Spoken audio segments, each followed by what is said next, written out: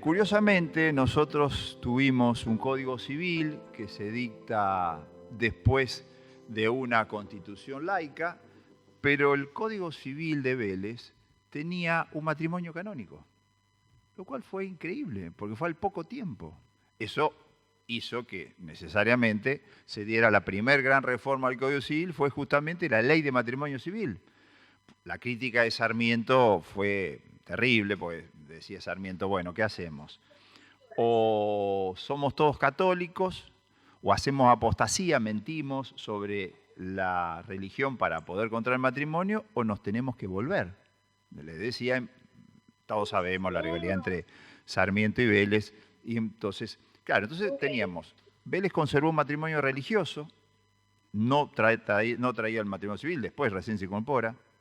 Sí, ustedes van a ver que hablaba de divorcio, pero en realidad el divorcio era solamente separación de cuerpos, no de vínculos. El hombre era el jefe indiscutido de la familia, algunos añoramos esa situación. Impone restricciones a la mujer casada era una incapaz relativa de hecho, ¿verdad? Que siempre estaba sujeta a la voluntad del marido. Algo terrible, hacía la clasificación de hijos legítimos e ilegítimos, fuera o dentro del matrimonio, con una subdivisión de los ilegítimos, y apreciaba rigurosamente el adulterio de la mujer, no así el del varón. O sea, hasta esa diferencia había. Y lo más curioso, con temas que hemos analizado algunos ayer, hoy vamos a volver con otros aspectos, que la llamada por aquel entonces patria potestad estaba a cargo del padre, cuando, si el hombre era el que trabajaba fuera del hogar, por así decir, lo más probable es que no estuviera nunca con sus hijos, y más en una época en la cual no era tan cómodo el traslado y demás. Piensen que Vélez hace un código civil para menos de 1 millón de personas. O sea, eran todos los habitantes en aquel momento de la República Argentina. O sea que era bastante curiosa toda esta disposición. Por eso ustedes van a ver ahí debajo que la familia era paternalizada, patrimonializada, sacralizada y biologizada. Hoy justamente hablamos con una colega sobre si se desbiologiza o no ahora. ¿Cuáles fueron los cambios en la dinámica familiar? Bueno, siempre existieron, porque no es que estamos descubriendo hoy el petróleo, siempre existieron formas alternativas de vínculos familiares, otras formas de convivencia y otras sexualidades. Que se haya abierto o no el placar es otro tema. Antes era ropero, ahora es placar. Bueno, la familia nuclear arquetípica ya no existe, prácticamente no existe. Es decir, la familia heterosexual de un hombre, una mujer y 2 hijos prácticamente ha quedado como un supuesto para analizar que, más allá de que sea o no aspiracional, es casi imposible que se pueda cumplir y además que se dé la concentración del poder exclusivamente en el hombre. Avanzamos ahí una y otra más. Ahí, bueno. Entonces, las relaciones de familia, incluso hasta el Código Civil sancionado en 2015, hasta le cambió el nombre al libro segundo, y ustedes van a observar que no se llama derecho de las familias, se llama relaciones de familia. Eso también significa algo, ¿verdad? Que tiene que ver algo más con una mirada psicológica más que con un aspecto jurídico, porque realmente es hasta sorpresivo el título del libro segundo. Tenemos parejas que no se casan, de igual o de diverso sexo, que eso ya también es totalmente una apertura. Familias ensambladas, que suena un nombre un tanto mecánico, pero todos sabemos lo que significa, que tenemos una persona que tiene hijos de una unión, que se junta o se casa con otro que trae hijos de otra unión, y ahí nace una nueva familia. Familias monoparentales. ¿Quién duda hoy que a lo mejor una abuela que ha quedado viuda, que tiene a su hija divorciada, que a su vez tiene una hija mujer, no compró una familia? Nadie dice, eso es un grupo de personas que viven juntas. Es una familia, más allá de que no esté el hombre de por medio. Después, mujeres solas que deciden tener un hijo. Mujeres, que eso es otro tema que se discute especialmente en los grandes laboratorios en Estados Unidos, o al menos se discutía hasta no hace mucho. Mujeres solas que no quieren tener sexo y quieren tener un hijo. Ahí tenemos otra vuelta de tuerca. Está bien, está mal, ya es se intromete el Estado diciendo que sí o que no. Segunda o terceras uniones con una estructura económica distinta, también es una realidad. Personas con capacidad restringida o padecimientos mentales que tienen otra impronta dentro de la regulación procesal, incluso del Código Civil y Comercial. Personas que la ruptura de la unión convivencial o del matrimonio la dejan en un desbalanceo económico, una desproporción económica respecto del otro integrante de la pareja o del matrimonio, y que el Código habilitó la llamada compensación económica. Creo que es la gran batalla que todavía se presenta hoy por hoy, más que nada porque si observamos casos parecidos con montos totalmente disímiles, vemos que hay una discrecionalidad en establecer esa pauta y no hay pautas claras. Esa es la pura verdad. Es decir, por más que sumamos y sumamos distintos elementos objetivos, no siempre se llega a la misma conclusión. Después el fenómeno de padres, madres, adolescentes. Siempre lo hubo. Lo que pasa es que hoy parece toda una situación novedosa que el mismo código tuvo que contemplar. Avanzamos una. Hijos que tienen el derecho de portar el apellido de ambos padres. Eso es, digamos, a lo mejor si nos cruzamos acá en el río Paraná vamos a ver muchísimas más personas que tienen esa situación, algo no acostumbrado aquí en Argentina, donde a lo mejor por esa, digamos, de legación que tuvimos de parte de apellidos italianos o de otras latitudes que no estaban acostumbrados al doble apellido, no está esa sumatoria. Los primeros niños que ya están naciendo de las técnicas de reproducción humana asistida, que en realidad es la reproducción humana ayudada, no es que viene un robot y fabrica un hijo, es lo mismo de siempre, nada más que lo hacemos de alguna otra manera con la voluntad procreacional de por medio y que sirve para establecer una nueva realidad filial. Siempre, obviamente, ahí se necesitan reglas claras de filiación para que no haya después impugnación en el futuro. Personas o parejas, que eso es uno de los puntos que vamos a hablar hoy, que recurren a una tercera para generar un hijo.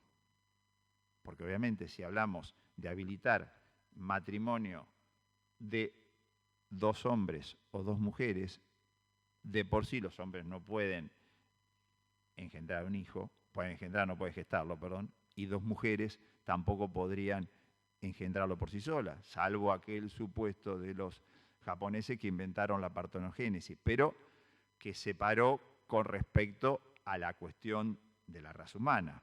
Los japoneses veían que siempre necesitaban un toro para reproducir a la vaca.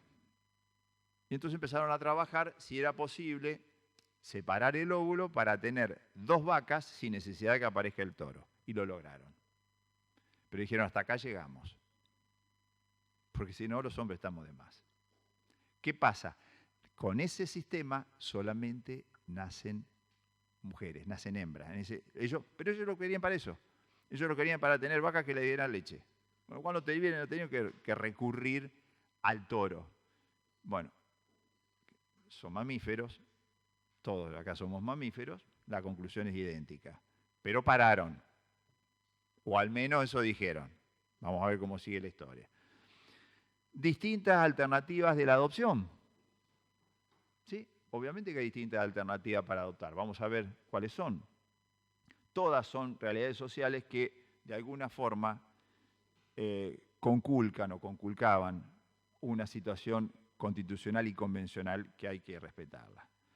Se hizo visible el tema de la vulnerabilidad. Hay que analizar ahora el tema o las cuestiones a resolver con perspectiva de género. Y sí o sí es necesario el análisis tanto constitucional como convencional sobre los aspectos que tenemos que ver nosotros en el derecho privado, traído por la primera parte del artículo del 1 al 10, digamos, del Código Civil y Comercial. La participación del tercero en la crianza de un niño que tiene impacto, obviamente, a su identidad dinámica. También se lo conoce como multiparentalidad, pero es otra cuestión la multiparentalidad. Son términos gráficos que tratan justamente cuando aquella familia que rompe, por así decir, el modelo biparental. El término pluriparentalidad, ustedes están leyendo ahí, se adoptó en las 25 Jornadas Nacionales de Derecho Civil en Bahía Blanca de 2015, cuando recién había salido el código, y vamos a ver que dijeron sobre esa cuestión, si se rompía o no el binarismo, porque teníamos un código de hace meses sancionado que decía que había 2 vínculos filiales. Esa es la gran historia. Y acá se estaba trabajando sobre este aspecto nuevo. Entonces, ahí ustedes aparece la figura del progenitor afín o el referente afectivo para incorporarse a la familia, pero con iguales derechos y obligaciones. Sí, avanzamos con una. Entonces, el punto es si en una sociedad democrática podemos estigmatizar o no modelos familiares. Es decir, ¿hay una sola familia o son varias? Ese es el primer punto a resolver. Todos sabemos que a partir de la resolución de Atala Murillo en la Corte, Atala Rifo, perdón, en la Corte Internacional de Derechos Humanos, dijo específicamente que no había un solo modelo de familia, que el caso de las 2 mujeres chilenas que habían perdido en aquel momento la tenencia o sería el cuidado de su hija, porque se había unido con otra mujer y recurrieron, llegaron hasta la Corte Internacional y dijeron, bueno, son también familias sin necesidad de ser heterosexuales. Entonces ustedes van viendo que en realidad la familia, o lo que podemos llamar la pluriparentalidad, es una construcción cultural. Es así. Por eso están viendo ahí 2 formas de parentalidad. La biológica, que refiere a la procreación, ¿cuántos son progenitores y jamás son padres? Llenos. Los juegos de familia están llenos. Y la parentalidad social, ¿verdad? Tiene que ver con la existencia de capacidades para cuidar, proteger, educar y socializar a los hijos. Y los progenitores afines que hacen una parentalidad sin parentesco. Claro que a lo mejor hoy el progenitor afín, o si alguien le advierte, mirá que si vas con alguien que tiene hijos de otra unión, te pueden colgar en San Benito el progenitor afín y después te van a perseguir con los alimentos. Bueno, vamos a ver cómo es esa historia, si es tan así. De todas maneras que hay que rediseñar. Esto es un poco como el GPS, hay que recalcular. El GPS que curiosamente la gestación por sustitución tiene las mismas siglas, ¿verdad? Que no lo pudimos lograr. La influencia de la Iglesia Católica fue tan grande que no se logró. Yo sostengo que la socioafectividad acarrea consecuencias jurídicas en el caso de que ese afecto que lo tenemos, o que se suma, porque puede ser originario, se suma después, y si se está reconocido, tiene que tener su correlato en el derecho al parentesco, el derecho al nombre, porque si no, parece o muy cómodo, para algunas cosas sí, para otras no. El ejercicio de la responsabilidad parental, la vocación sucesoria. ¿Por qué un referente afectivo de años no puede tener más derecho que un hijo al cual se lo odia? Que el único, o no tenemos casos que se plantean constantemente a través que lo único que importa es si viene de la sangre y hereda. Alguien al cual el muerto jamás hubiera querido dejarle nada. Fíjese que tuvieron que ampliar la legítima al tercio. ¿Por qué no a todo? Si es la propiedad de cada uno. La explicación que me dio Aida Kemmelmacher es que se iba a armar tal lío. Poco menos que no iba a salir el código si decían eso, porque iba a decir cómo, del 20% que teníamos a todo, entonces se fue al tercio nada más. Pero si ustedes lo piensan, si la persona es dueña de sus cosas y a lo mejor tiene 2 hijos, que son unos HDP que jamás se ocuparon, que no les va ni le viene, la suerte de su padre o de su madre, y tiene un referente afectivo que lo cuida, que en fin, que no se agregó por el tema de que es... por así decir, con intenciones de captar la herencia, ni mucho menos, porque eso es distinto, es otro supuesto. Y sin embargo, si no hizo la precaución de tener algún testamento o lo que fuese, no se va a llevar nada, o a lo sumo el tercio. El derecho a la pensión, por lo menos eso, al referente afectivo, o las asignaciones familiares. Fíjese que pueden vivir 2 hermanas o 2 hermanos. A lo mejor un hermano tiene una jubilación más o menos importante y la otra no. Y tampoco pueden unirse convivencialmente porque están en grado de parentesco prohibido. Y tampoco pueden consolidarse como un referente afectivo. Por lo tanto, al morir esa persona que de alguna manera era el sustento, estamos hablando a lo mejor de personas de edad avanzada, se quedan sin nada. El derecho a obtener una reparación por daño moral. Y después también el derecho a estar comprendido dentro de los sujetos de la violencia familiar. O acá mis colegas nunca han tenido que resolver alguna cuestión de violencia de género, de violencia familiar, de personas que no son ni siquiera parientes. y no están ni siquiera unidos convivencialmente. Porque ¿qué pasaba? Hasta hace unos años, los que son más grandes lo recuerdan, cada jurisdicción tenía lo que llamábamos, no sé cómo se llamaba acá en Misiones, los juzgados de faltas. No sé cómo se llamaba acá, o de menor cuestión, que eran semipenales, por así decir. Entonces, todos los líos entre vecinos o las violencias entre los novios o las parejas caían en juego de falta, que no eran delitos. La gente se daba cuenta que no eran delitos. ¿Qué hacemos con todo ello? Bueno, entonces después se fue abriendo, ahora se terminó esa historia y caen todo dentro de violencia familiar o de género o doméstica, cual fuese, ¿verdad? Intrafamiliar muchas veces, pero que son situaciones que no siempre derivan del parentesco o derivan de lo que podríamos llamar a lo mejor una unión convivencial. Entonces, referirse a ese tipo de familia, esto es una interpretación libre, puede ayudar a que muchos niños y niñas y adolescentes que crecen en esa familia se sientan orgullosos. Eso hay que pensar. Y si no como un estigma, decir, mirá, acá tengo esta situación que no está, todos me miran raro porque vas a saber. Bueno, en realidad es bastante curioso, pero me parece que con el tiempo vamos a tener que ir abriendo un poco más. Avanzamos en una. Entonces, la preparental, justamente lo hablábamos con Roberto, puede ser originaria cuando la suma de voluntad es previa al nacimiento, algo que se está dando bastante más. Esa voluntad procreacional se relaciona con otra persona para iniciar entre tres. O derivada cuando por ahí el proyecto se torna múltiple, que el niño ya nació. Entonces, la traba, ustedes lo están viendo para reconocimiento, el 558, que debe ser el artículo del código más castigado con la inconstitucionalidad, ¿verdad? Porque de hace, ¿cuánto tiene el código? 8 años. Bueno, yo creo que fue el que más declaración inconstitucional, pobre 558, ¿verdad? Habría que ver si sale la lotería, pero es terrible cómo cae por inconstitucionalidad, por inconvencionalidad, ¿verdad? Y que consagra obviamente la doble regla binaria. Y después el 578, que justamente que dice, si se reclama una filiación, primero hay que impugnar la otra porque si no chocarían las dos filiaciones. Esos son los dos artículos claves que hay que tener en cuenta para el análisis posterior de esta cuestión. Entonces, está la posibilidad de una persona de poder tener más de un padre o una madre simultáneamente, que produzca efecto jurídico, y tener padres biológicos y afectivos que funcionen sincrónicamente. Ahí avanzamos en una. Bien.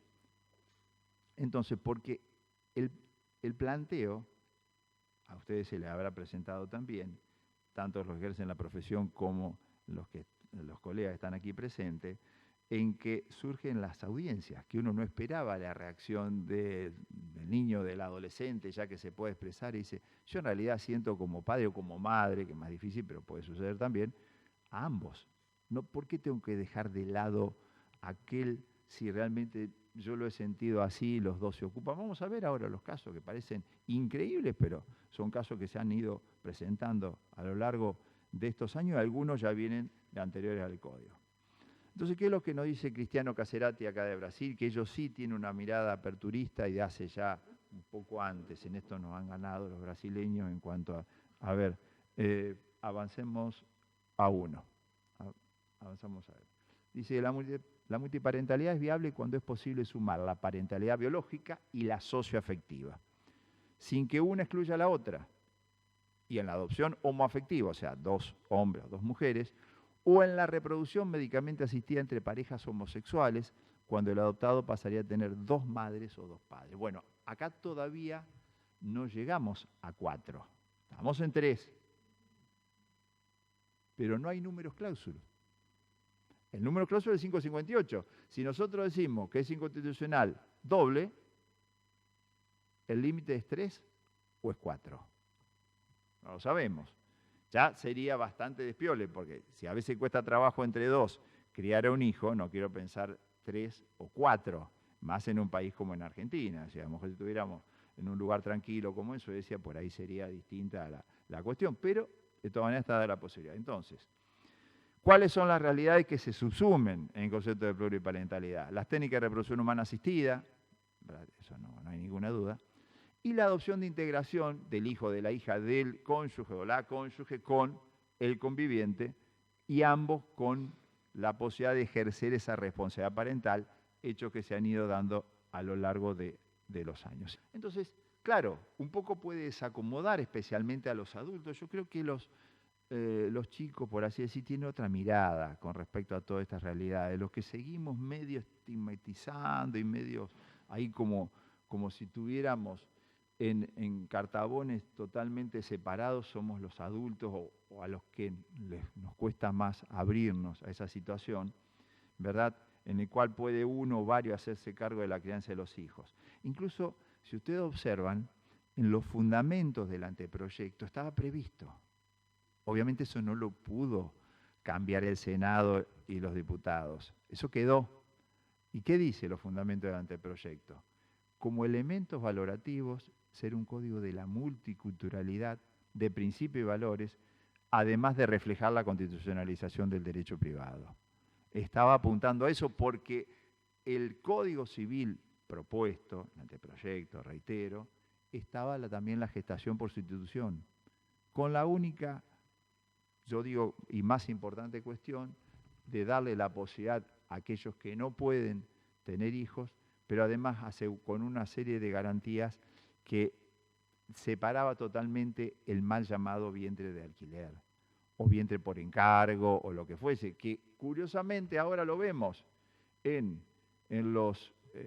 algunos conductores, etcétera, que se ufanan y sus hijos son admirados por todos. Y nacieron de una técnica que aquí, ¿qué ocurre? No es que está prohibida, está omitida. A mí me parece que hay una omisión constitucional que se puede atacar. No es que está prohibida la gestación por sustitución. Se la sacó, no está más. Pero todos festejamos a Mirko. ¿Y qué hizo el padre Mirko? Contrató una ucraniana para fecundarla extracorpóreamente y luego inseminó la gestación, el óvulo, en una negra porque eligieron que las afrodescendientes son mejores en cuanto a su contextura, digamos, muscular para llevar adelante el embarazo.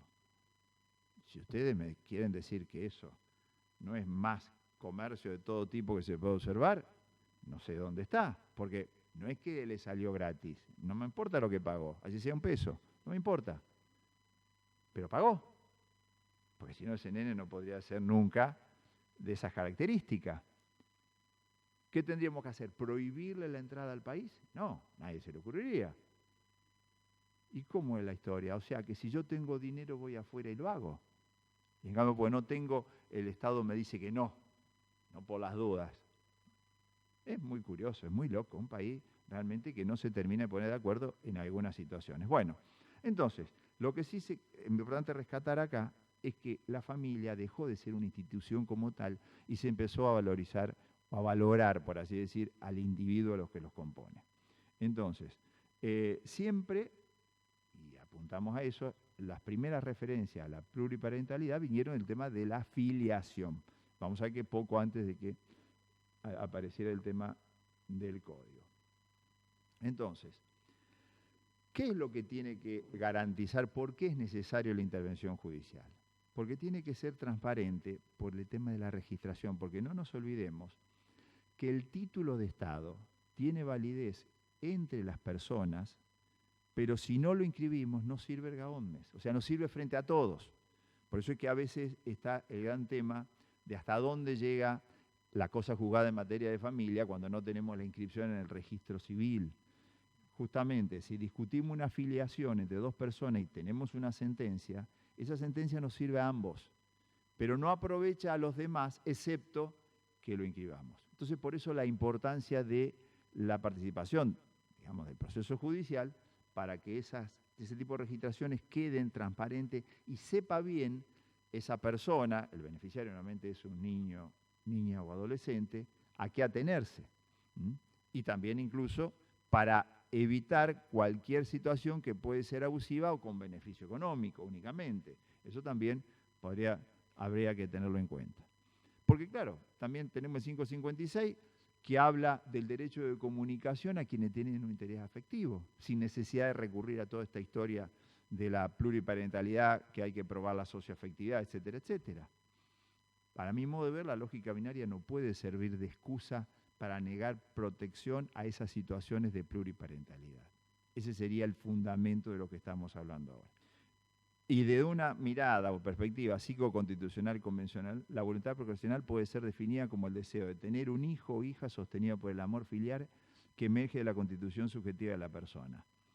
Por eso es que ayer le decía que está reflejado en el libro que hoy va a aparecer en la mitad de tiempo, y desde ya le anticipo que le vamos a dar un número y al final vamos a hacer un sorteo, al final de toda la clase.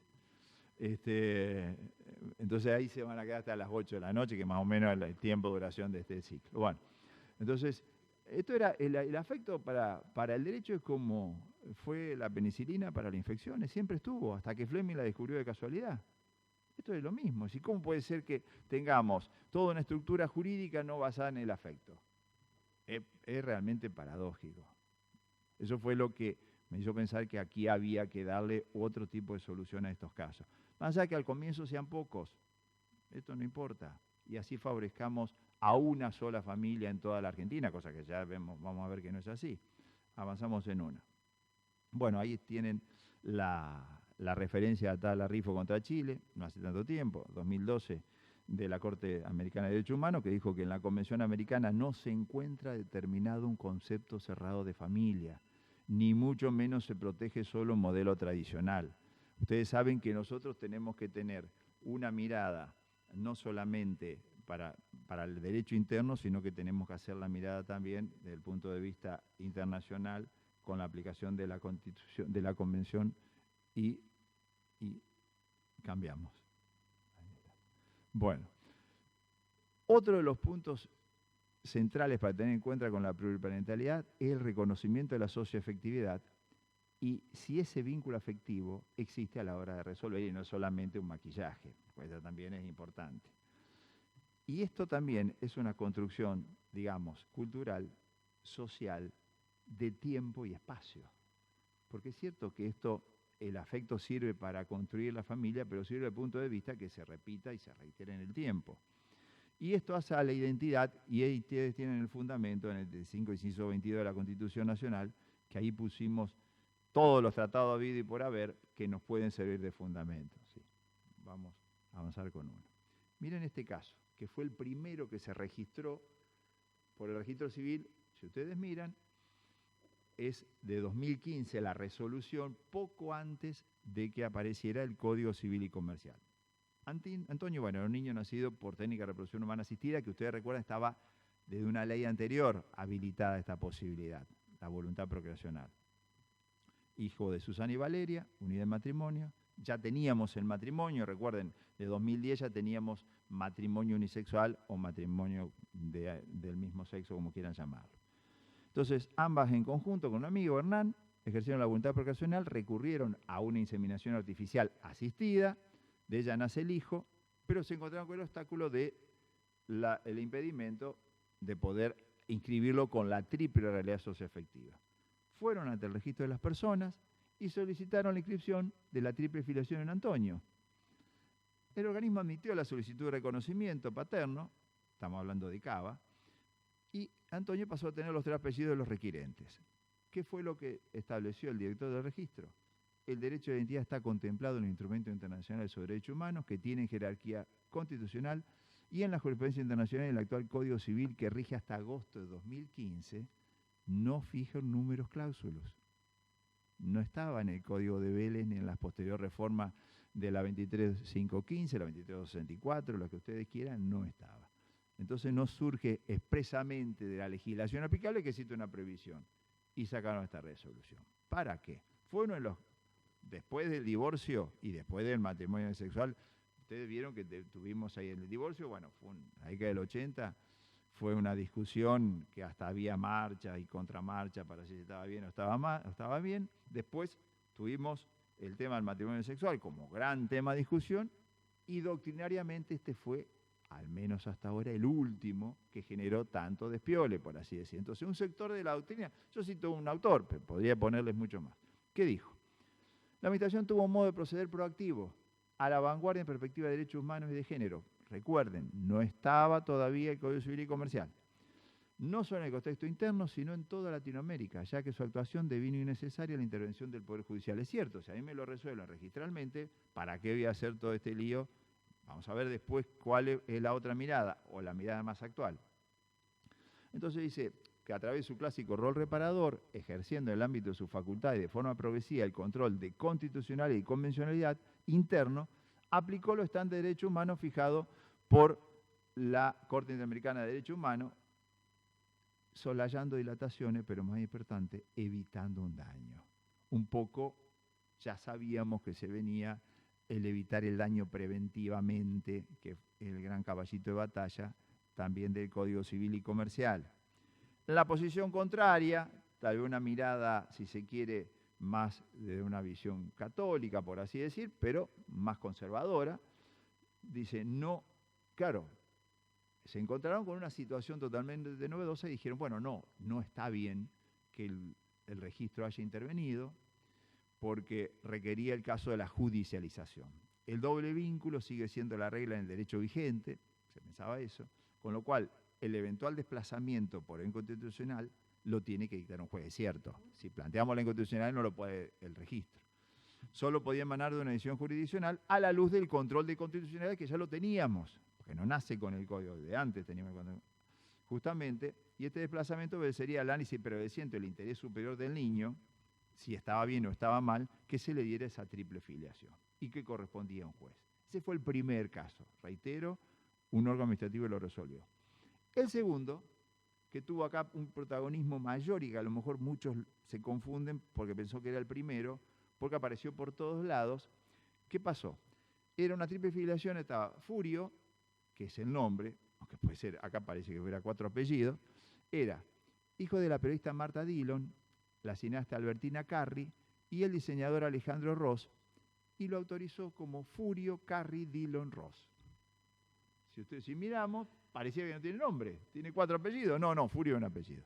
O sea que lo contrario sería Furia. Mire si le ponemos una hija Furia, hay que animarse ahí, ¿eh? Bueno, ahí tenemos. Entonces, los 3 progenitores estaban de acuerdo en formar parte de la vida del niño, de cuidado, ejerciendo los derechos y obligaciones de la responsabilidad parental. Las 2 mujeres convivientes del medio en común apelaron a la técnica casera, no fueron ni siquiera a un laboratorio, a un centro genetista, nada que se parezca.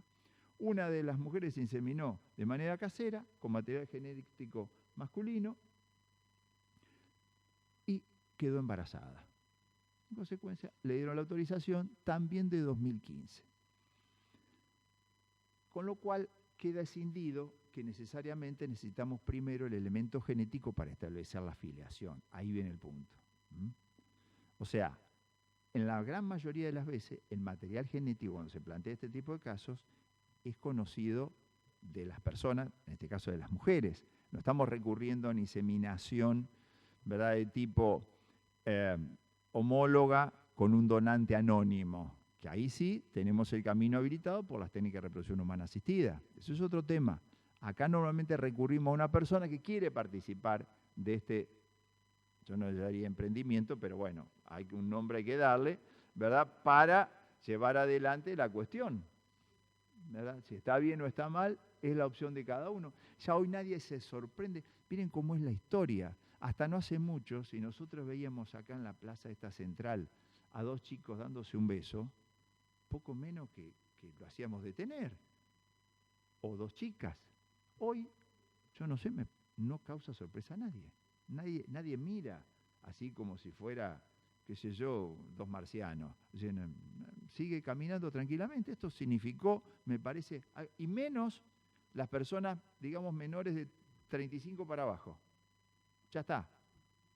Es como decir, nadie se da vuelta para mirar cómo puede estar usando un celular y recibiendo una noticia a lo mejor de Finlandia, la que está ahí en la segunda fila, que está consultando con el celular ahora. Nadie, salvo yo, nadie la está mirando. ¿Verdad? Sí, porque nadie se sorprende que alguien tenga un celular y sirva para todo eso. ¿Verdad? Entonces, esto es muy increíble, ¿verdad? Pero esto creo que tiene que ver con eso. Bueno, avanzamos. Entonces, esta postura, que justamente empezó con la demostración de la pluriparentalidad, repetimos, en Bahía Blanca 2015, también tuvieron que trabajar si era o no constitucional. Esto generó un revuelo, nos peleamos a muerte ahí en las comisiones, que esto y que el otro, porque, reitero, teníamos un código totalmente nuevo, totalmente adaptado a lo que es las realidades familiares, ¿verdad?, ya del siglo XXI, adentrado del siglo XXI, pero seguíamos con esta historia. Entonces, ¿qué dijo? ¿Cuál fue la opinión mayoritaria? En los casos de pluriparentalidad, teniendo en cuenta el sistema de constitucionalidad y convencionalidad difuso, es necesario declarar la inconstitucionalidad del artículo 558 para habilitar. Atento a violar el derecho a la vida privada y familiar, ahí tienen un fundamento, me parece bastante suficiente, el derecho de fundar una familia, el interés superior del niño, que tampoco ahí tenemos cuidado de ello, el principio de autonomía en materia reproductiva. El Estado no se puede meter ahí, ¿qué hacemos o qué no hacemos con esta gente que tiene una idea distinta, por así decir, a lo que podemos considerar el resto? El respeto a la voluntad procreacional y el reconocimiento de la realidad socioafectiva, que se vincula con aquello que nos había enseñado ya hace un tiempo, la faz estática y la faz dinámica. Esto se vincula con la faz dinámica. Podemos tener una faz estática del individuo biológico, pero ahora se expande a la faz dinámica. Sí, avanzamos. Entonces, la contracara, por así decir, de los que dicen que no tenemos que recurrir a la tacha de inconstitucionalidad del 558 es hacer una interpretación sistémica de los artículos 1 y 2, ¿verdad? Y directamente declarar inaplicable. Entonces, dice, hay que hacer una lectura de esos dos primeros artículos, analizarlo conforme a la Constitución y Tratado de Derecho Humano vigente, y entonces dice, porque parte de la idea, que también es cierto, que el Código Civil y Comercial no es el lugar donde se definen los derechos fundamentales, ya los tenemos por la Constitución y la convencionalidad de todos los tratados que sumamos al 75 inciso 22. O sea, ya está, no tenemos necesidad de estar repitiendo lo mismo. O sea, es una garantía primaria, y entonces, ¿por qué vamos a tachar de inconstitucional? Entonces dice, no es principio y fin de los derechos, sino es el medio para arribar. O sea que ahí está abierta las dos puertas. Algún juez o jueza interpretará que es mejor hacer esta interpretación sistémica de no atacar la constitucionalidad de esta parte del código. Otros interpretarán, siguiendo la doctrina mayoritaria, que hay que tachar de inconstitucionalidad. Sí. Mire lo que pasó ya con la vigencia, ¿verdad?, del Código Civil y Comercial.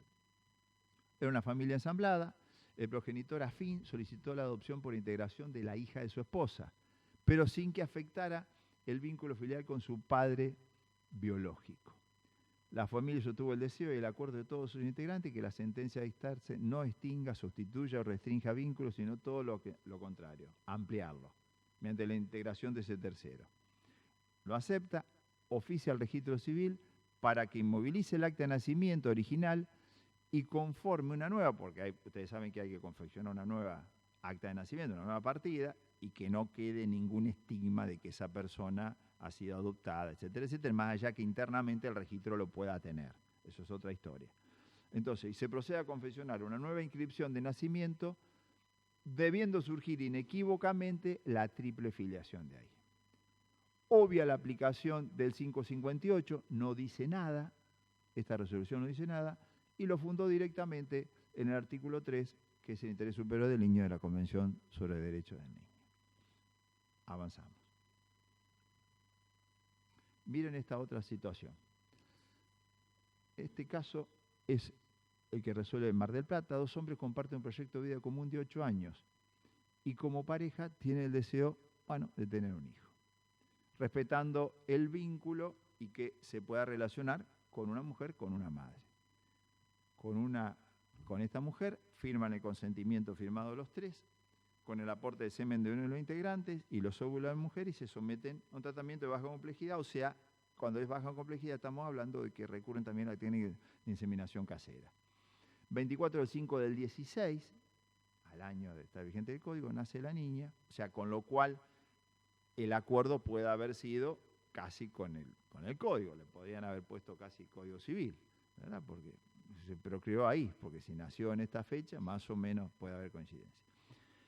valoraron la voluntad procreacional y la socioafectividad y estima que la finalidad del 558 es la protección del donante que no posee voluntad procreacional a ser demandado por filiación, que ese es otro tema. Sí, fíjate finalmente qué hizo. Decretó la inconstitucionalidad del 558. Y obviamente autorizó la inscripción de la niña con los 3 apellidos como modo de reflejar la realidad al cual contribuye a la permanente construcción de identidad. O sea, también aquí cuestionó, vamos al próximo. El primer fallo que tuvo muchísima difusión, porque además de la sentencia en sí, hubo toda una carta que se difundió por los medios, que fue el primer fallo sobre triple filiación que devenía de una filiación biológica. Otra vuelta de tuerca distinta. El padre biológico de una niña impugnó el reconocimiento del progenitor legal. Hasta ahí estamos. Planteó la excepción de prescripción y la caducidad, dice que estaba vencido en el tiempo. Ustedes saben que tenemos un tiempo mínimo de 1 año, y si vamos a la nulidad son 10, pero después se redujo hoy a 5, pero tenemos de por medio esta excepción. Pero no dijo nada de que no era cierto que él era el padre biológico. Este fue el primer punto. La niña reconoció a ambos como sus padres, pero que esto es lo curioso, tanto de la entrevista con la niña como del resto de la prueba, el cuidado personal eran los 2 hombres. Durante la semana estaba con uno de ellos y su grupo familiar, que era la hermana y la tía, y los fines de semana con el otro padre y la familia. O sea, no estaba la madre. Vivía en otro sitio, ¿verdad?, con otros hermanos más pequeños, alejado, era gente humilde, alejado de ese lugar. Esto estaba en el interior de Tucumán, donde se produjo toda esta historia. Bueno, entonces, ¿qué hacíamos ante esa realidad? En realidad, quien se ocupaba eran los 2 en igualdad de condiciones, y la madre, que estaba un poco ausente, aunque estaba también presente, pero no estaba conviviendo efectivamente con esta niña. Avanzamos en uno. Entonces, todos conocen la realidad biológica. Por lo tanto, no había forma de ocultarlo. La niña también estaba de acuerdo con esa realidad. No es que decía esto no corresponde. Se identificaba con el nombre y apellido, tampoco quería que se le sacara el apellido del cual lo había reconocido, ese reconocimiento complaciente, por así decir, que se hace muchas veces, que es un delito y nunca se juzga. Argentina es un país totalmente loco del derecho, porque no se puede entender. Una de las condenas más graves que tuvieron los militares fue cuando se descubrió que se apropiaban de hijos y se cambiaba la identidad, ¿o no? Y eso hizo que se modificara el Código Penal justamente en ese reconocimiento como un delito continuo que se sigue cometiendo hasta el momento en el cual se dice la verdad. Por lo tanto, y es una pena terrible, es como matar a una persona, es una prisión perpetua.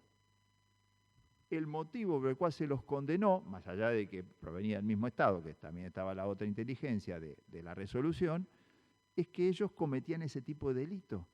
No solamente la apropiación, sino el modificarse, porque a lo mejor se lo da, no es que Videla andaba con 50 chicos acunándolo y le había puesto todo el apellido de él, sino que se los entregaba a quien se producía el secuestro a una familia que los anotaba y producía el delito ahí al anotarlo como suyo. Ese era el tema. Esto es lo mismo. ¿Qué importa si lo hice para quedar bien con la madre, si lo hice porque vi que estaba solo? El delito se comete. Estamos modificando una filiación. Y tampoco, el mismo Código Penal lo dice, que no sirve de atenuante el haberlo hecho para favorecer la situación de la persona la cual estamos modificando la identidad, ¿o no? Todo lo que hicimos penal lo sabemos. Todos los que están acá presentes saben que es así. Y sin embargo, nunca van a encontrar en la jurisprudencia una sola vez que condenen a una persona que hace este delito. Nosotros hemos cansado de correrle vista al fiscal, porque cuando lo dicen, sí, de complaciente, bueno, arreglate si de complaciente o no, que arregle con el fiscal, a ver si lo quiere perseguir, si el Estado, digamos, quiere perseguir o no. Aparentemente al Estado no le interesa perseguir en estos casos, quiero remarcar porque dice, este es un loco, no, en estos casos perseguir este tipo de delito, que reitero, se sigue cometiendo continuamente, un delito continuo. Bien. Ahí cambiamos, ahí está, la historia es distinta. Pero bueno, acá no estamos hablando de que nadie lo hace para trata, por eso creo, ¿verdad?, deslindar la situación. Declaró la inconstitucionalidad de esta jueza del 558, avanzamos, y la niña dice, tiene razón en negarse a optar entre uno y otro. Dice, para mí son los dos padres iguales. Ambos cumplen la función de padre. Uno será el progenitor, otro fue el que le dio el cariño y construyó esa realidad socioafectiva. Y entonces ambos, dice, ese derecho de no elegir también constituye una dimensión ética del derecho, respetado en cuanto a escuchar al niño y respetar, en este caso a la niña, y tener en cuenta su opinión. Entonces dice, el Estado no puede limitar la opción de una niña de asumir y disfrutar de dos padres.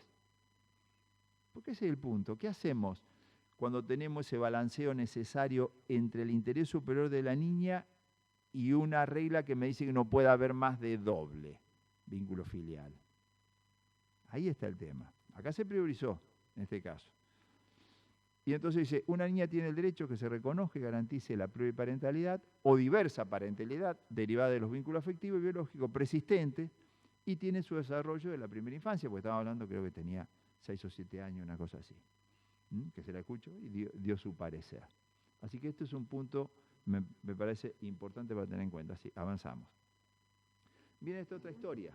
Un matrimonio obtiene la guarda con fin de adopción de una niña, luego se divorcian, la mujer forma nueva familia con otro hombre, quien también se asume como padre. Los 3 adultos solicitan la adopción plena con conformidad de la niña. Esto ya es distinto. La cual considera como su papá. Pero claro, la guarda ¿a quién se lo da? Al actual cónyuge, de la madre. Entonces, tuvo que declarar la inconstitucionalidad y la anticonvencionalidad del tercer párrafo del 558 y del 634, inciso D. ¿Por qué? Porque ahí tenemos un punto que se metió como una cuestión nula, que es la cuestión de que no está, si no está en el registro del RUAGA, o no sé cómo se llama acá, registro único, igual, bien. Es nula la adopción que decreta un juez. ¿Para qué? Es para prevenir teóricamente la trata previa, pero no para estos supuestos. Entonces hay que también tener en cuenta ese artículo para sacar una resolución de este tipo, porque si no siempre tenemos ahí la espada de Damocles y dice, pero mira que no estaba inscripto. Y algunos dicen, bueno, anda, inscribite ahora. Pues esto viene toda una historia, ay, pero ¿cómo se va a inscribir ahora si hace ya 5 años que está ejerciendo? Bueno, para estadística.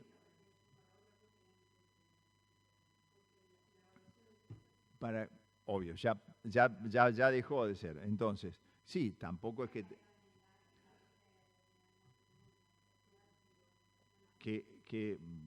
todos sabemos que es aquella situación en la cual primero tenemos el título y después hacemos el curso. O sea, ¿cuándo se es progenitor o progenitora? Después hacemos el curso, primero tenemos el título. Bueno, en este caso, ¿cómo hacemos al revés? ¿Cómo hacemos para volver atrás con el RUAGA? Bueno, esto fue lo que se resolvió ahí en Córdoba. Sí, avanzamos un supuesto. Miren ustedes la Cámara de Apelación desde La Plata. Ante la impugnación de reconocimiento, que me consultaban justamente sobre ese tema, y la acción de filiación de una niña de 5 años, resuelve que era, bueno, hija del actor del padre biológico de la pareja demandada, compuesta por la madre biológica y la pareja de quien reconociera a la menor como su hija, también reconocimiento complaciente, y dijo, tiene que anotarla así, adicionándose el apellido de su progenitor biológico a continuación de su padre socioafectivo. Porque después también tenemos la otra historia. ¿Quién va primero? Si tenemos 3. Porque hasta ahora, ¿se acuerdan? Tenemos 12. El código dice, si no ponemos de acuerdo, desempatamos. No que vamos a tirar penales, sino que sortearemos o sacaremos el papelito, de alguna manera el registro ya va primero. ¿Y si tenemos 3? Sacaremos 3 papelitos o iremos primero uno. O de acuerdo, que a mí, ahí hay que construir este tema de la socioafectividad, me parece que el tiempo sumará. Sí, pero si tiene la edad suficiente. Pues si tiene 2 o 3 años va a ser medio difícil. Ahora, luego, ¿qué hacemos? Bueno, ¿se la conoce dónde?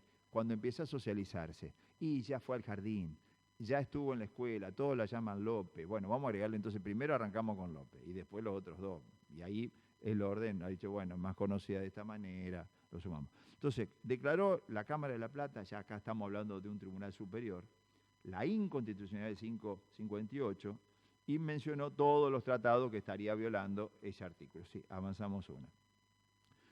Rescató, sí, obviamente, la actitud positiva del accionante ante la intervención de la psicóloga al pretender construir un vínculo con la niña y dice la importancia que sepa el origen. y que se le revele y que lo sienta como tal. Entonces, los adultos van a ser quienes van a construir después que se sienta hija de los tres y no solamente una cuestión de que aparezcamos ahí con el documento de que Curioso tiene 3 apellidos. Me parece que eso es lo que también está diciendo. Y obviamente que también resaltaba la importancia de la intervención interdisciplinar. Sí, avanzamos. Entonces dice, no corresponde al Estado proveer una solución de rigidez normativa y negar a priorísticamente una situación de pluriparentalidad que los propios adultos admiten. Porque acá está el tema, no es que el Estado, le impone, tienen que ir todos, vamos todos por el camino de la pluriparentalidad. No, acá están las personas que están decidiendo esa vía, que reitero, no debe ser muy simple ponerse de acuerdo entre tres para llevar adelante una situación con una niña, un niño o un adolescente, ¿verdad? Porque el código permite ese régimen de comunicacional cuando hay una cuestión afectiva, sin necesidad de hacer toda esta historia. Entonces, ¿qué ordenó al juez de primer grado? Que en 48 horas forme incidente de vinculación de la niña con el padre, porque también esa es otra historia. Con la asistencia conjunta de licenciada a cargo de la terapia, perito psicólogo, cuerpo técnico, a fin de evitar planteos dilatorios con la vinculación, porque podría ser, bueno, ahora qué hacemos después de toda esta historia. Y no va a depender, dice, la condición de consentimiento o ejecutoriedad de la sentencia, porque participa en la naturaleza cautelar, con lo cual, dice, por más que lo recurra, esto se tiene que cumplir. Esto es muy importante, porque vieron que nosotros 2x3 ordenamos esto, pero como es el efecto resulta que es devolutivo, no, como los alimentos son solamente vamos para adelante, pero si es suspensivo, ¿qué hacemos? ¿Qué no hacemos? Bueno, dijo, mire, esto tiene naturaleza cautelar, se tiene que cumplir. Hágalo cumplir y después que si quieren recurrirlo, acá ya tiene que ir a la Corte de la Provincia de Buenos Aires, lo harán o no lo harán. ¿Mm?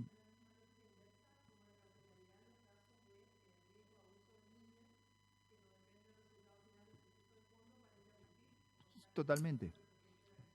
Totalmente, aparte, una cautelar tiene su tiempo, es provisorio, sí, avanzamos. Bien, entonces, ahí vemos, mire este caso. Este caso es del juzgado de Orán. Un hombre también impugnó la filiación, conoció a la progenitora, mantuvo una relación sentimental, bueno, hasta que se separan. Luego de un año, sin tener contacto, supo que había tenido un hijo. Y la mujer le dijo, posiblemente vos sos el padre.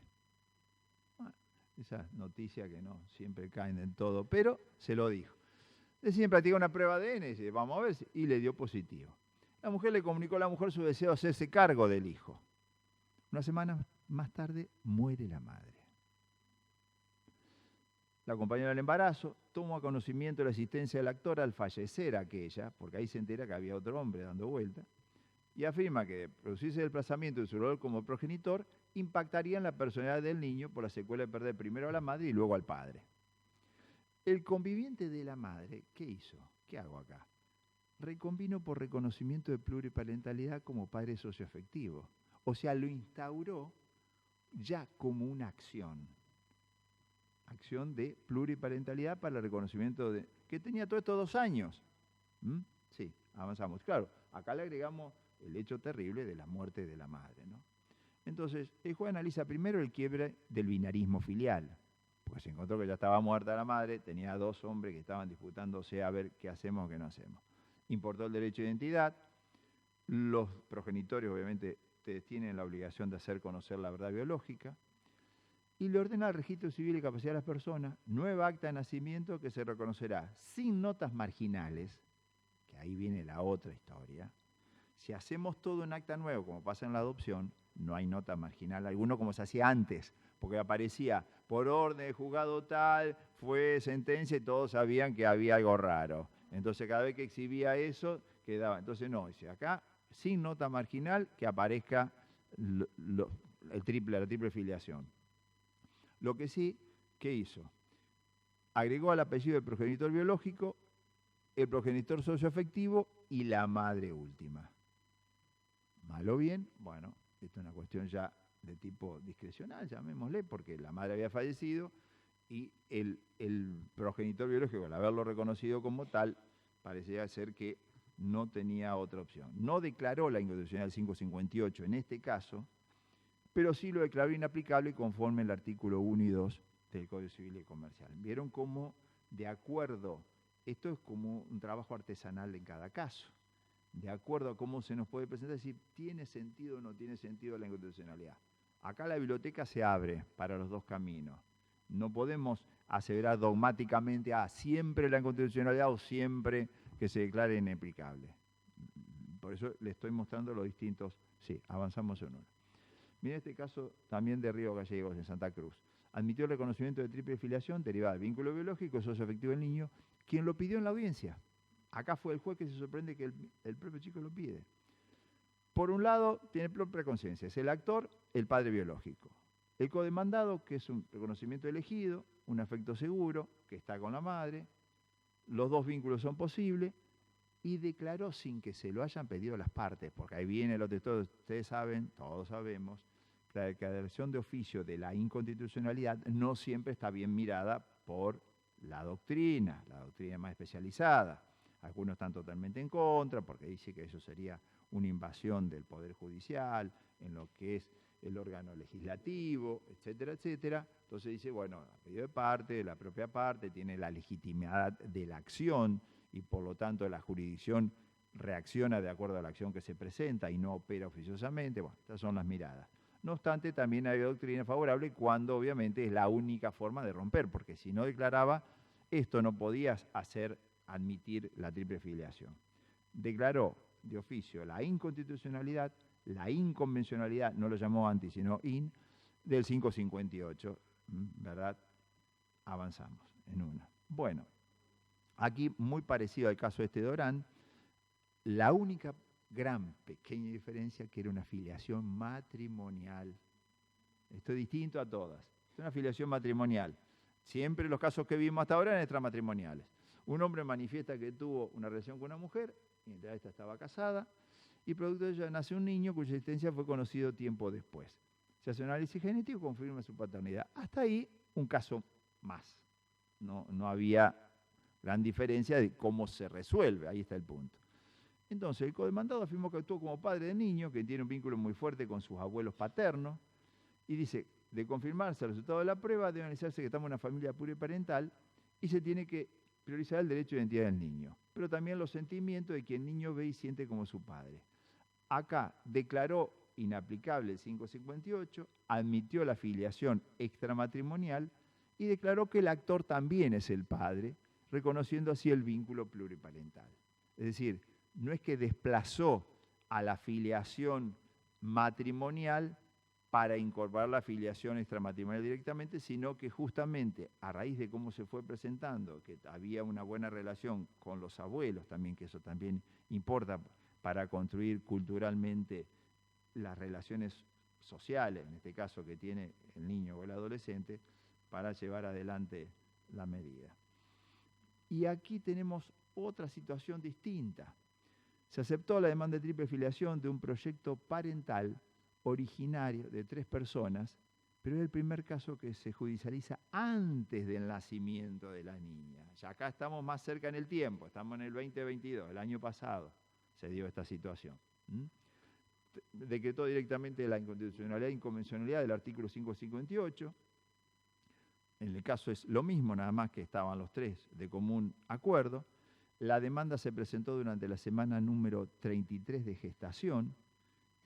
La sentencia, obviamente, después que se obtuvo el nacimiento, y se abordó el derecho a una inscripción registral inmediata al nacimiento que registre desde el mismo momento, ¿verdad?, la historia de que los 3 van a ser un poco, hoy vos me preguntabas la cuestión si era originario o se sumaba después. Bueno, en este caso empezaron antes del nacimiento, sí. Y aquí el Tribunal Colegiado de Familia número 7, muy parecido al caso de Orán, rechaza la demanda de impugnación de reconocimiento y ordenó el emplazamiento filial, soslayó la aplicación del último párrafo del 558, dándole la interpretación, ¿verdad?, de que con el 1 y el 2, analizado con la perspectiva constitucional, también se podía llevar adelante la cuestión, sí, de la triple filiación. Mira este caso de Luján de Cuyo, una adolescente de 16 años por derecho propio, interpone reclamación de filiación extramatrimonial contra su padre biológico. Pero ella misma solicitó que se mantenga el vínculo jurídico con el socio afectivo, Lo primero que se discutió es si puede o no esa persona llevar adelante su propia acción de filiación. Ya tenía 16 años. Se admitió, obviamente, si de acuerdo a la capacidad progresiva, ¿por qué no puede iniciar? Porque ahí viene el otro planteo, si se puede o no poner quiénes. Los progenitores, dice el código. No habla del socio afectivo, que todavía no es parte. No podía haber dicho nada del socio afectivo. Se admitió, primero, la capacidad procesal, se aceptó la demanda, se declaró la inconstitucionalidad, bueno, el 558 y el 578 también. La madre mantuvo una relación con el demandado, se produce el embarazo. Cuando le informó, tuvieron una discusión si continuar con el mismo, esto provocó el alejamiento. Al año los abuelos maternos la expulsaron junto a su madre de la vivienda. Dormían por la noche en un centro de salud, en la plaza y a veces en el parque. Ante ello, su madre le solicitó nuevamente ayuda al demandado y esta se le negó. Luego conoce al actual conviviente de su madre, quien le dio trato de hija y realizó el reconocimiento complaciente. Claro, esto es una historia ya más difícil, porque yo digo, si lo hubiera pedido cualquiera de los adultos, lo más probable es que el resultado no hubiera sido el mismo. Acá porque fue pedido por la propia adolescente. Ahí está la cuestión. O sea, lo que también que tenemos que preguntarnos, si ya se refleja en la partida de nacimiento, va a la vocación sucesoria. Hereda a dos padres. ¿Sí? En todos los casos que vimos, estas personas van a heredar a dos padres y a una madre. Hasta ahora venimos 2 y 1, ¿no es cierto? Pero puede ser a la inversa.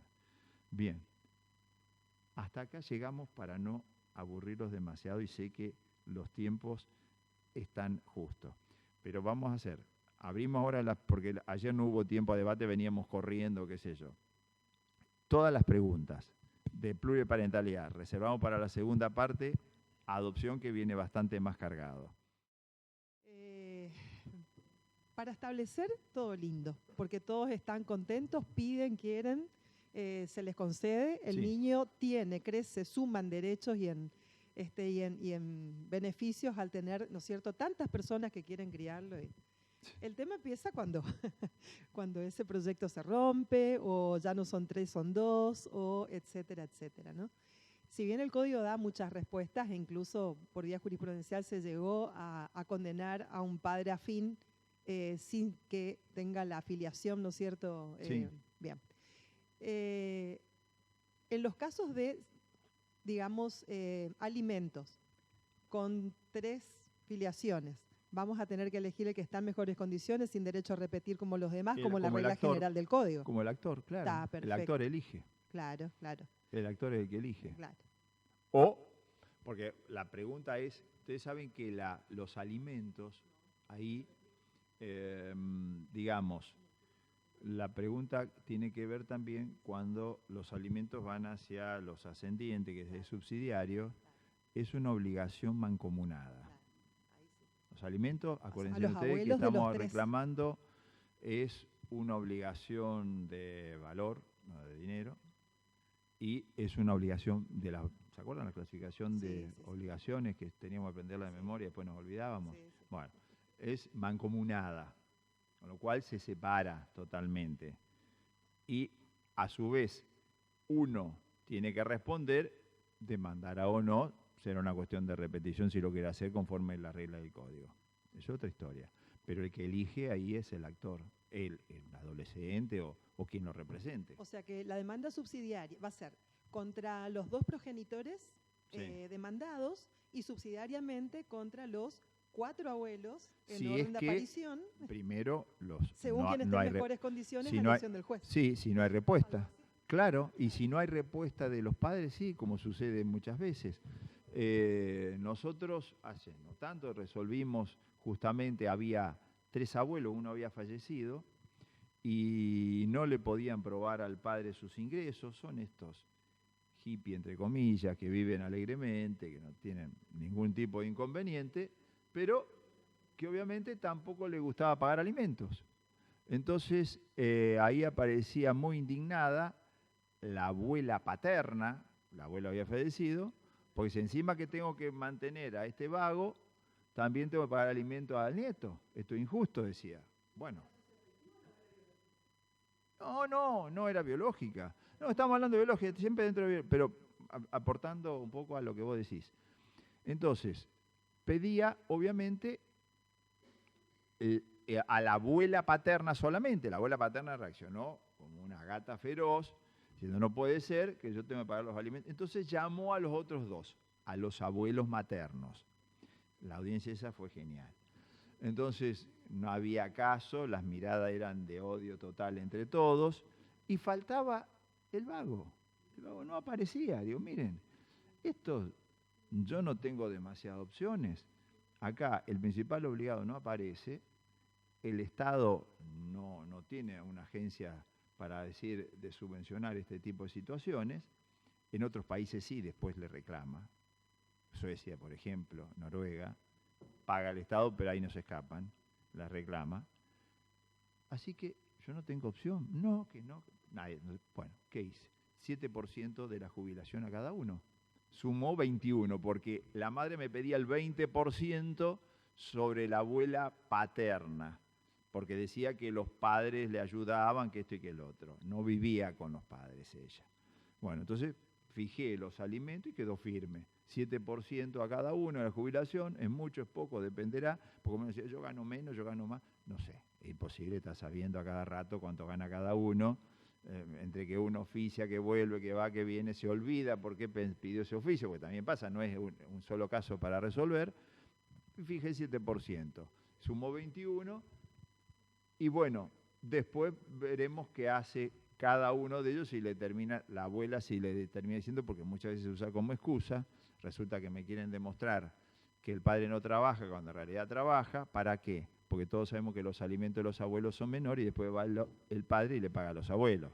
Entonces, como esa manganeta ya la conocemos, acá no era esa situación, justamente no se daba eso, sino que estaba el reclamo bien puntual y no había alternativa, con lo cual quedó así, pero sí, el que eligió ahí fue la mujer. Ahora, si después el juez dice, no, un momentito, acá me piden que cite, está la posibilidad de citarlo. Después veremos si es tercero coadyuvante simple, con qué calidad de tercero participe, es otra historia. Entonces, vinieron los dos, también que ayudaban, que esto y que el otro, pero lo que necesitaba este niño era el aporte económico, más que la ayuda que puede ser a veces que le hacen una torta o que el fin de semana va a comer con los padres. Por así decir, que es una cosa que es imposible de demostrar, imposible de mensurar también cuánto es eso en la práctica. 4 cenas al mes, 2 almuerzos, no sé, un lío. Entonces, ahí viene toda la historia un poco, se resolvió de esa manera. Pero es cierto que aquí, ¿sí? No solamente pensemos en el derecho de comunicación. ¿Qué pasa si se rompe este idilio de 3? Porque lo más probable es que a lo mejor algún día se rompa. O la persona se va con un cuarto. La madre elige a uno que es distinto. Sí. Le pregunto, estamos hablando de su efectividad y ampliar números clausus del romper el binomio. Esta lógica, como dijo la doctora Comisarski, ¿también se aplica a la inversa cuando viene el niño y te dice, no quiero saber nada con fulano y no está ninguna causal, pero yo no quiero que sea mi padre o mi madre, lo quiero de pariente? No va a poner ni por la suspensión ni por la privación. Claro, pero es su deseo o por ahí ni siquiera con los padres, tal vez con un ascendiente por X que no podemos llegar a indagar porque, bueno, no podemos indagar, no entramos ahí. Podría decir, dejar de lado lo que sería la parentalidad biológica a través del pedido solamente. Y es un tema para repensarlo. Hasta ahora todo lo que se soluciona desde el punto, hemos tenido muchísimos casos, es con, que no sé si ayuda, con lo que puede ser una terapia, pero que todos sabemos que la terapia bajo mandato no es aceptado por los propios profesionales primero y tampoco por las partes. Es como si a mí me obligan a ser astronauta. Mirá, no, pero el juez te dice que tenés que ser astronauta. Más o menos lo mismo. Pero si yo no voy a ser un buen astronauta. Lo más cercano es el cambio de apellido, por ejemplo, supresión de apellido, pero claro. Hay muchos casos que se nos van planteando de a poco que se da la inversa, ¿sí? ¿Sí? O sea,